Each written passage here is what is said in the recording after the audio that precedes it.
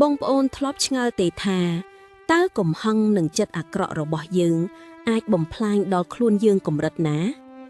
ថ្ងៃនេះខ្ញុំមានរឿងនិទានខ្មែរមួយដែលនិយាយពីពស់វែកមួយក្បាលដែលមានគំនិតខិលខូចតាំងពីដើមមក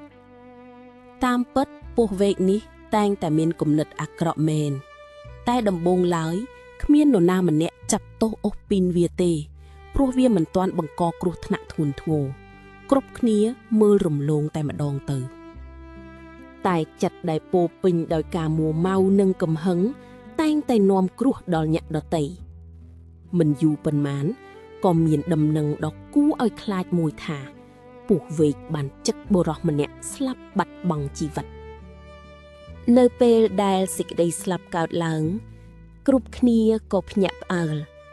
ហើយរឿងដែលពស់វែកធ្លាប់បានធ្វើក៏លែងត្រូវបានគេលើកលែងទៀតមនុស្សចាប់ផ្ដើមស្អប់ហើយខ្លាចពស់វែកយ៉ាងខ្លាំងនោះហើយជាពេលដែលក្រុមមនុស្សនាំគ្នាទៅតាមរកពស់វែកដើម្បីជំរះបញ្ជីដែលវាបានសម្លាប់មនុស្សដោយឥតហេតុផលពស់វែកដឹងខ្លួនក៏ភ័យស្លន់ស្លោរត់ចូលទៅលាក់ខ្លួនក្នុងព្រៃជ្រៅវាទើបតែដឹងខ្លួនថា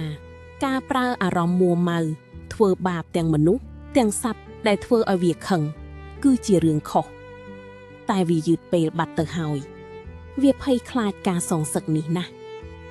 កាលចូលទៅដល់ក្នុងព្រៃវាខំប្រឹងវារត់ទៅមុខតែនៅពេលដែលយើងរត់គេចពីបញ្ហាមួយធម្មតាទៅយើងតែងជួបបញ្ហាថ្មីមួយទៀតពស់វែកនេះក៏ចាប់ដើមជួបនឹងសត្វចចកមួយក្បាលឃើញចចកភ្លាមវាក៏សម្រេចចិត្តចុះទៅក្នុងទឹកទាំងបង្ខំដើម្បីគេចចេញពីគ្រោះថ្នាក់នេះចុះទៅក្នុងទឹកបានបន្តិចស្រាប់តែវាភ័យកាន់តែខ្លាំងវាបានឃើញត្រីឆ្កោមួយយ៉ាងធំដែលអាចលេបវាបានទាំងមូលគ្រោះថ្នាក់មិនបានចប់ទេ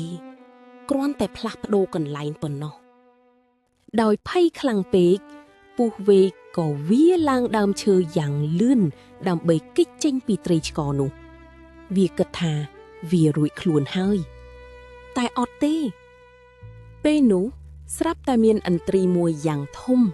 ហោះឆាបចុះមកពីលើមេឃពស់វែកតក់ស្លុតណាស់តែវារលែងទាន់ល្បឿនរបស់ឥន្ទ្រីហើយ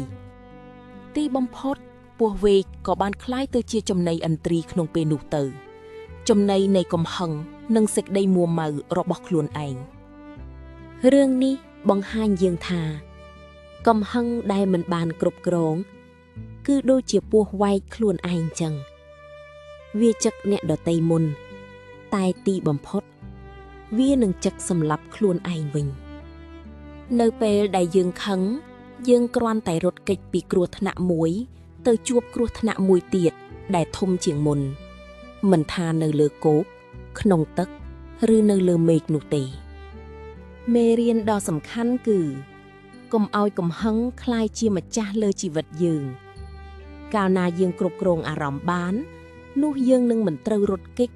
ឬភ័យខ្លាចអ្វីទាំងអស់បងប្អូនយល់យ៉ាងណាដែរចំពោះរឿងរ៉ាវរបស់ពស់វែកនេះតើបងប្អូនធ្លាប់មានបទពិសោធន៍ដែលកំហឹងនាំឲ្យមានវិប្បដិសារីដែរឬទេកុំភ្លេចចុច like វីដេអូនេះហើយ comment ប្រាប់ខ្ញុំពីគំនិតរបស់បងប្អូនផងហើយបើចង់ស្ដាប់រឿងនិទានល្អៗទៀតសូមចុច subscribe Channel របស់យើងខ្ញុំសូមអរគុណ